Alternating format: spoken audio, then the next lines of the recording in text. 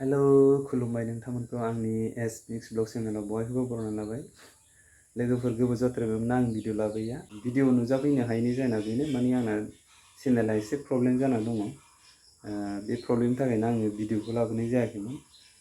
प्रब्लेमा बेनो माने आंनि चेनेला अलरेडि जाना दंमोन 2017 निफ्रायनो, ओमफ्राय आङो भिडिअखौ आपल'डखौ खालामदों नै दाख्लैसो, माने एप्रिल मान्थनिफ्रायसो खालामनाय जादों, नै दाख्लै बे बोसोरनिनो।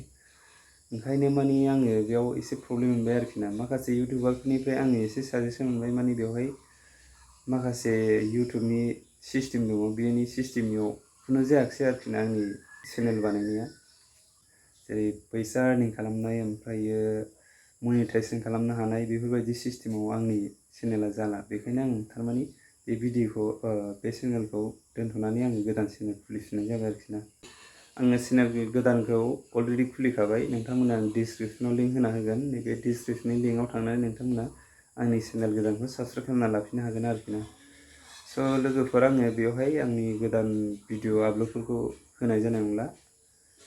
ब्लग बानायब्लाबो आं बे चेनेलाव होनाय जानाय नंला। आंनि गुबुन मोनसे चेनेल गोदानाव होनाय जासिगोन। नोंथांमोना चेनेल गोदानाव थांनानै आंनि चेनेलखौ साबस्क्राइब खालामनायजों लोगोसे आंनि ब्लगखौ नायबाय थानो हासिगोन आरोखि ना। स' लोगोफोर, आंनि दिनैनि क्लियार होनाय भिडिअआ बेखिनियानोसै। नोंथांमोनखौ आंनि गोदान चेनेलाव लोगो मोनफिनगोन। स' बिदिब्ला थेंक इउ स' much and love you all of you guys.